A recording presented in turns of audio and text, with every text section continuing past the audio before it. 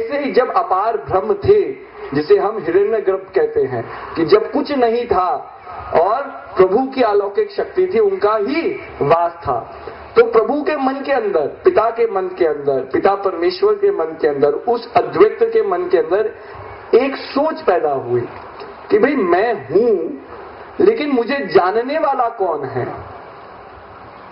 तो उसी सोच ने, हम कहते हैं, सृष्टि की रचना की कि भाई प्रभु की इस शक्ति को जानने वाला कोई तो हो। अब ये क्या हुआ कि इसने निराकार और साकार जगत को जन्म दिया, केवल प्रभु की सोच ने।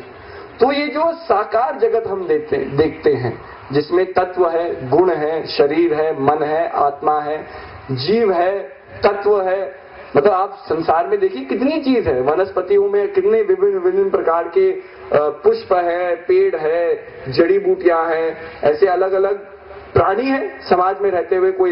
कोई आकाश में उड़ते हैं, कोई धरती पे रहते हैं, कोई जल के अंदर निर्वाह करते हैं। लेकिन ये सब प्रकृति का ही तो रूप है ना, हम इसे कहते हैं मदर नेचर। तो प्रकृति का जन्म क्यों हुआ? ताकि प्रकृति माँ अपने बच्चों को सिखा सके अपने जीवन द्वारा कि तुम्हारे पिता भी हैं। और माता ही तो होती है जो बच्चे को पिता से मिलाती है, तो बच्चा थोड़ी जानता उसका पिता कौन है। हम भी समाज में जन्म लेते हैं, माँ की कोख से जन्म लेते हैं, माँ की कोख में पले बड़े होते हैं। जब समझ आती है, सोचने समझने की शक्ति आती है, तो माँ ही तो ये बताती है कि ये तुम्हारे पिता हैं। ऐसे ये माँ प्रकृति है। जो भी चीज इस संसार में है ये प्रकृति की देन है, लेकिन ये साधन दिए गए हैं मोह करने के लिए नहीं, माँ से प्रेम करने के लिए नहीं, लेकिन माँ के प्रेम को समझने, पिता तक पहुंचने का ये संघर्ष है। इसीलिए जीवन है। आपका जीवन इसलिए हुआ है कि संसार में रहते हुए, प्रकृति में रहते हुए, माँ की इस माया को तोड़ करके आप अपने पिता परमेश्वर से मेल करें। अब ये जीवन की साधना है। तो ये साधना कैसे शुरू होती है कि आपके अंदर, आपके शरीर के अंदर, मैंने बताया चक्र तो है, लेकिन चक्र कैसे खुलते हैं? तो आपके अंदर दो नाड़ियों का प्रभाव है, जिसे सूर्य नाड़ी कहा जाता है और चंद्र नाड़ी कहा जाता है।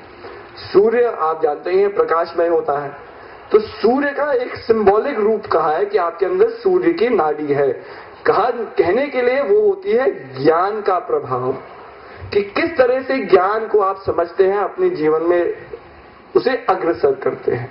चंद्रमा शीतलता प्रदान करता है, प्रकाश प्रदान करता है।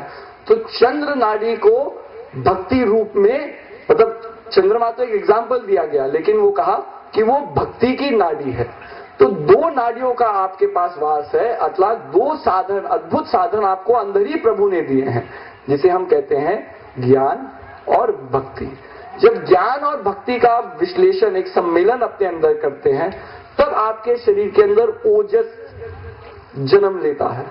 ओजस ही वो शक्ति है जो आपके चक्रों को खोल सकती है। जब ज्ञान और भक्ति सम्मिलित रूप में है, आपके कर्म हमेशा सही होंगे।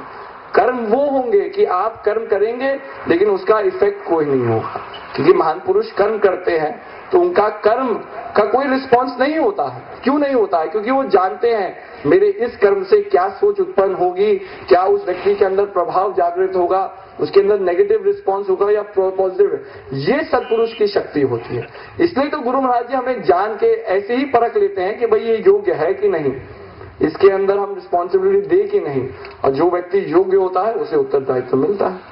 तो कहने का अभिप्राय यही है कि हमें अपने अंदर उस वेग को, उस ओजस को जागृत करना है, उस शक्ति के प्रभाव को लाना है, ज्ञान और भक्ति के इंपॉर्टेंस को अपने जीवन में समझना है। जब वो शक्ति सम्मिलित रूप एक होती है हमारे अंदर, तभी हमारे अंदर हमारे बंधन खुलते हैं। और यही जीवन की साधना है। साधना आप करेंगे तो आपके ही जीवन के बंधन कटेंगे। फिर जब आप श्रेष्ठ नाम चक्र तक पहुंचते हैं, तब आपके लिए कुछ नहीं है, तब आप नहीं है, तब ये संसार नहीं है, सब्जेक्ट ऑब्जेक्ट नहीं रहता है, क्योंकि ये भी बोलने के विषय है। हम तो वाणी से परे हो गए। अब सोचिए वो जगह क्या होगी जो वाणी से परे है, जहां भावों में बात होती है, जहां सोच में बात होती है, जहां आदमी के देख करके ही उसके हाव भाव को पहचान लिया जाता है इसके अंदर छल है कि नहीं। अब सोचिए वो क्या विद्या होगी भाई। हमें